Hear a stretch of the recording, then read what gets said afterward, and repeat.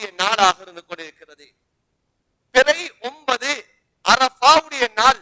அரஃபாவுடைய நோன்பை நோட்பது இது சுன்னத்தை முஅக்கதாவாக இருந்து கொண்டிருக்கிறது. வலியுறுத்தப்பட்ட ஒரு சுன்னாவாக இந்த சுன்னத்தை முஅக்கதாவாக இந்த யௌம் அரஃபா, இந்த அரஃபாவுடைய நாளிலே நாம் நோன்பு நோட்பது இருந்து கொண்டிருக்கிறது. ஸல்லல்லாஹு அலைஹி வஸல்லம் அவர்கள் இந்த அரஃபாவுடைய நோன்பை இது சஹாபாக்களுக்கு நபி அவர்கள் சிறப்புகளை சொல்லி ஆர்வம் ஊட்டியிருக்கிறார்கள்.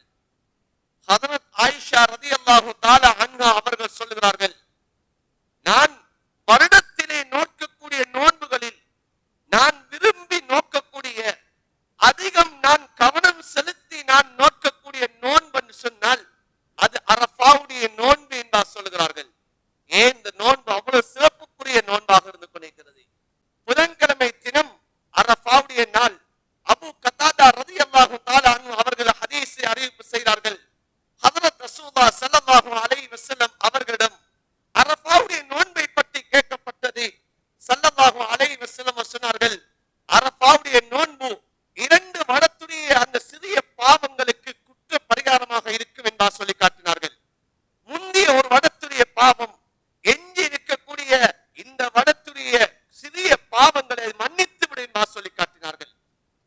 எனவே இந்த 2 வருடத்துடைய இந்த நன்மையை நாம் இழந்து விடக்கூடாது. ஸல்லல்லாஹு அலைஹி வஸல்லம் சொல்லி காட்டினார்கள், அரஃபாவுடைய நோன்பு 1000 நோன்புகளுக்கு சமம் என்பதாகவும் சொல்லி காட்டினார்கள்.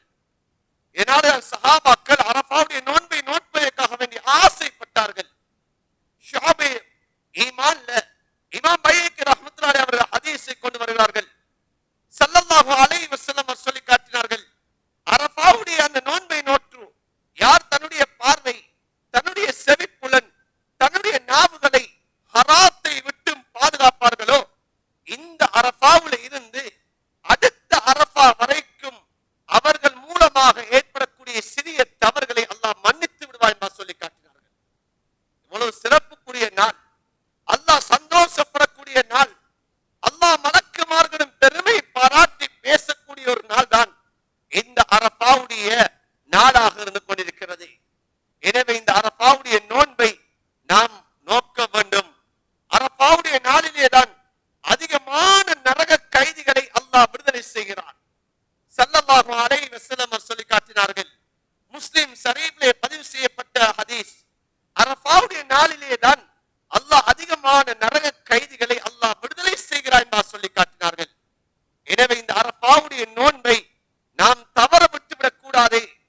நாம் ஏழுமான அளவு இந்த அரஃபாவுடைய நோன்பை நாம் நோட்பதற்கு நாம் இப்போதிருந்தே நாம் தயாராக வேண்டும். எங்களே முடியாதவர்கள் இருக்கலாம், எங்களே நோயாளிகள் இருக்கலாம். அன்பார்ந்தவர்களை இந்த நோன்பை நோட்பதற்கு நாம் முயற்சி செய்ய வேண்டும். ஏன் அடுத்த வருடம் உலகத்திலே உயிரோடு வாழ்வோமா இல்லையா என்பது நமக்கு தெரியாது.